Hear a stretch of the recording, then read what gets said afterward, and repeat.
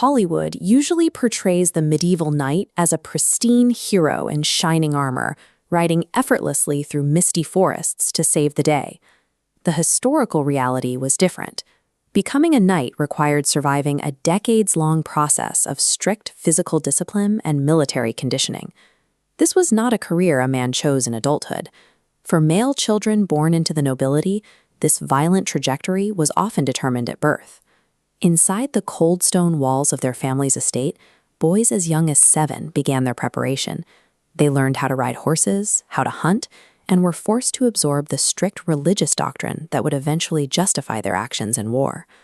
Years before he was allowed to hold a live steel weapon, a boy's formative years were co-opted to mold him into the rigid hierarchy of the medieval elite. The formal phase of this conditioning started when the boy was sent away from his family to serve as a page in a foreign noble household. His daily life consisted of mundane, repetitive chores. He ran messages between adults, scrubbed mud off equipment, and stood quietly to assist his lord during meals. Learning court etiquette served a practical military purpose. It instilled the reflexive obedience and understanding of the chain of command necessary for survival on a battlefield. Between these chores, the physical demands increased. A page spent hours in the saddle building core strength and learned the geometry of combat by sparring with weighted wooden swords. This cycle of service ensured that by the time he reached maturity, his instinct to follow a superior's command was as natural as breathing. By age 14, the boy transitioned into a teenager, and his role escalated to a squire. He was now directly bonded to a fully equipped veteran knight. This diagram shows the logistical footprint of a knight. To field one armored warrior required squires, pack animals, specialized tools, and heavy warhorses. A knight functioned as a mobile military enterprise, requiring dedicated support staff and financial investment to stay operational. For the squire, managing this enterprise came with an escalating physical toll. Training shifted from wooden toys to blunted steel, resulting in fractured ribs, concussions, and severe exhaustion. This grueling period acted as a filter, ensuring that only the teenagers with the highest physical resilience and mental stamina survived to reach the battlefield. The center of this filter was the training ground, where classroom theory gave way to visceral, repetitive combat practice.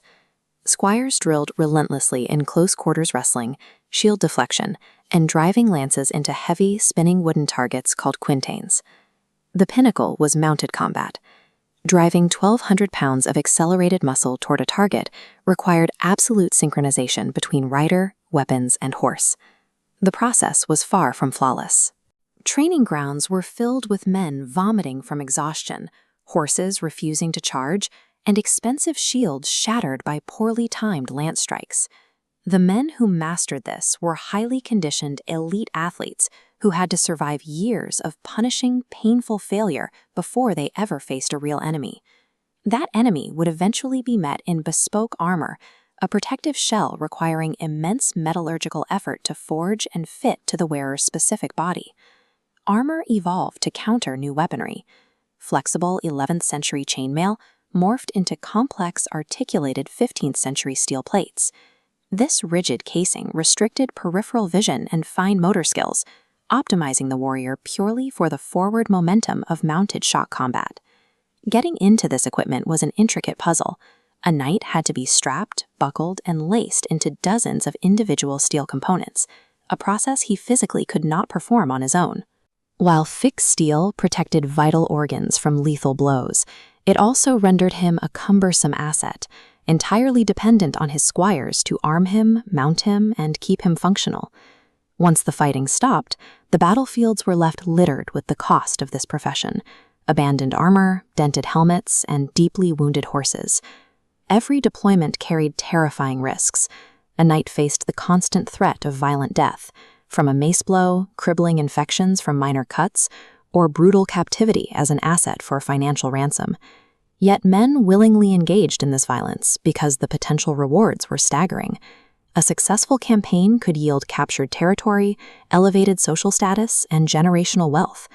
The intensity of the training, combined with the lethality of the equipment, turned knighthood into a high-stakes, ruthless business, where the price of entry was a constant proximity to death. Decades of careful physical conditioning and highly expensive outfitting all culminated in one chaotic, uncontrollable moment of impact. After a lifetime of preparation, what actually happens to the human body and mind when hundreds of these armored machines collide head-on in the mud? Hollywood movies portray medieval knights as naturally gifted heroes riding cleanly into battle. The reality was a chaotic, terrifying struggle in the mud. A man did not ride onto the battlefield by birthright. Becoming a heavy cavalryman required a grueling, lifelong pipeline of discipline and relentless physical conditioning. This preparation began in early childhood, inside the heavy stone walls of noble households. Young boys were subjected to strict religious education and complex etiquette. Before a child was ever permitted to lift a weapon, he was meticulously molded into a compliant, functioning member of the medieval elite. Around the age of 7, that boy became a page, living a life of practical servitude. His days were spent running messages, cleaning heavy equipment, and assisting his elders. By his teenage years, the boy transitioned into a squire. The physical stakes escalated. He was now directly responsible for maintaining a fully equipped knight's weaponry, armor, and horses. Combat training exacted a heavy toll. Squires suffered through constant exhaustion, deep bruising, and relentless daily practice using increasingly realistic, weighted weapons.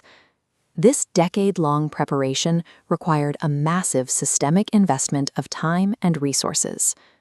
All of it served one singular purpose: ensuring the young man had the stamina and skill to survive a real battlefield. This highly trained soldier required extremely expensive, custom-forged plate armor to stay alive. While this steel shell provided immense protection against blades and arrows, its sheer weight and mechanical complexity meant a knight was entirely dependent on a dedicated support staff just to equip it and function. The knight's most devastating tactical advantage was the massive, specially bred medieval warhorse. Breeding, feeding, and training these massive animals for the chaos of combat required a staggering economic output, matched only by the cost of their custom steel plating. Remove the horse and the squires, and the knight was immobilized. Stripping away the support logistics neutralized the most expensive military system in the medieval world. Look through the narrow slit of a heavy helmet during a cavalry charge. Your vision is severely restricted, your hearing is muffled, and thousands of opposing soldiers are rapidly closing the distance. Rather than a solo, chaotic brawl, riders formed a highly disciplined wedge moving toward a static infantry line. The combined weight of horses and armor was concentrated into a single point of impact, designed to physically break the opposing formation. After the devastating initial impact, momentum stalled. Combat instantly deteriorated into a brutal, close-quarter struggle, where elegant swords were abandoned for specialized armor-defeating weapons like the heavy flanged mace. Plate armor was highly effective against sharp blades, but it absorbed massive damage from blunt trauma. Exhaustion, dented steel, and the lethal danger of being pulled off a horse into the mud left even the best-equipped soldiers highly vulnerable. The heavily armored cavalryman was highly lethal, but physically vulnerable. He survived only through specialized equipment, coordinated tactics, and the surrounding army. Moving away from the open battlefield reveals a different reality. The most common and dangerous form of medieval warfare was the slow, grinding stagnation of castle sieges. Soldiers spent months waiting beneath imposing fortifications. They endured rampant disease and constant barrages from heavy siege engines, far removed from the glory of a cavalry charge. Yet, in the midst of this brutal combat, a bizarre socio-economic dynamic emerged. When a wealthy knight was finally cornered and exhausted, opposing soldiers would often lower their weapons. This flowchart maps out the capture and ransom economy. An enemy noble was kept alive because he was treated as a highly valuable walking financial asset. He was captured, a massive ransom was demanded, the funds were transferred, and the knight was eventually released. Beneath the romanticized ideals of chivalry, knightly warfare functioned largely as a brutal, self-preserving economic enterprise managed entirely by a wealthy elite. For centuries, the knightly class maintained heavy battlefield dominance, backed by decades of grueling training and systemic wealth. but they were about to face an unstoppable threat. The system hit a hard physical limit. To stop a high-velocity lead ball, steel plate would have to be forged so thick that it became a cage, impossible for any man to move in or any horse to carry. As early firearms transitioned from massive siege cannons to handheld weapons, the economic logic of knighthood collapsed. A peasant with 2 weeks of drill could now end a noble's 20-year military career from 100 paces away. The knight's centuries of dominance didn't end with a heroic last stand. It ended with a spark, a bang, and a cloud of sulfurous smoke. Hollywood portrays knights as fearless heroes born for the battlefield. The reality was a grueling, lifelong system of physical and psychological conditioning. The process began in childhood. Boys from noble families were separated from standard aristocratic life to learn horseback riding, strict discipline, and complex court etiquette. By adolescence, a boy became a squire. This meant years of unglamorous, intensive labor. Squires were responsible for tending horses, repairing damaged armor, and managing camp supplies, all while learning to assist a fully armed warrior in combat. Wooden practice tools were eventually replaced by heavy, battle-ready steel. The training focused on absolute precision, preparing the young man for a single, brutal objective, surviving in actual war.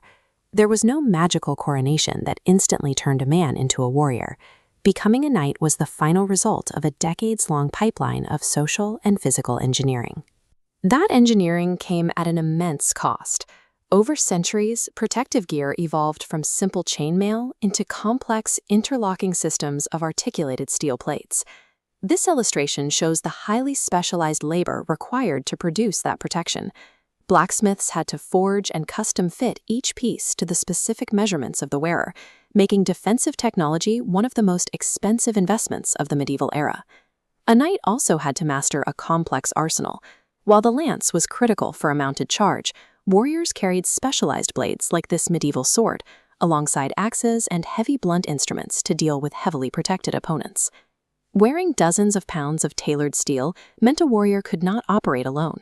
He required a dedicated team of squires and pages simply to put on his gear, mount his horse, and stay hydrated during an engagement. The armored knight was never a solitary fighter. He was the highly expensive apex of a massive socio-economic support system. Inside the helmet, the battlefield was a world of sensory deprivation, with vision reduced to narrow slits.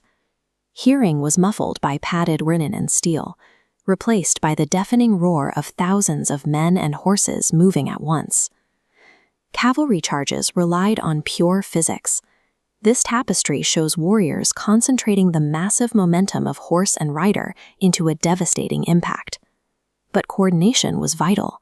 Foot soldiers held defensive lines and quickly exploited gaps created when mounted warriors shattered enemy ranks. This elaborate steel barding clearly demonstrates the immense value of the medieval warhorse. The horse provided the speed, the momentum, and the height advantage. If a knight lost his mount, he lost his primary tactical weapon. Once on the ground, the brutal reality of combat set in. Steel plates deflected cuts, but could not stop blunt force trauma. Exhaustion and dehydration took their toll, and a slipped dagger proved fatal. The heavy cavalry charge was Europe's most powerful tactical maneuver for centuries, yet it could never completely eliminate the fatal friction of the battlefield. Often, the objective on the battlefield was not to kill the opposing knight at all. A captured noble was a massive financial asset. Enemy soldiers would actively try to corner and subdue a knight, to demand a heavy ransom for his safe return, turning warfare into a lucrative, high-stakes economy. Open battles were actually quite rare. The vast majority of medieval campaigns consisted of agonizing, drawn-out sieges, where armies spent months camped outside fortified walls, battling starvation and rampant disease more often than enemy swords. A knight's survival was frequently determined by how much his family could pay in ransom and how long he could endure a grueling siege, rather than his individual combat skill. The introduction of early gunpowder in Europe initiated a slow, centuries-long shift in military tactics. As primitive cannons became more reliable, towering stone walls like these became prime targets. To survive artillery fire, fortresses gradually abandoned height in favor of massive, low, earth-backed defenses designed to absorb cannonballs. Knights adapted to this new threat. Armor did not immediately disappear. Instead, it evolved. Suits of plate became incredibly thick and highly specialized, designed specifically to deflect early musket fire. The arrival of gunpowder sparked a relentless technological arms race. The cost to forge heavier armor and breed stronger horses skyrocketed, stretching the financial limits of the nobility. Armies moved away from mounted elites, relying instead on massive formations of disciplined infantry. Centralized states acquired the wealth to fund these standing armies, making the expensive individual knight obsolete in the face of massed firepower. The mounted warrior transitioned into roles focused on mobility and reconnaissance, while the idealized image of the chivalric knight was preserved in stone and romantic literature. The armored knight did not fall because he lost his strength. The age of knights ended because the world around him became different. He was the ultimate product of a highly specific socio-economic machine. When the economics of war evolved, the armored knight stepped off the battlefield and into legend.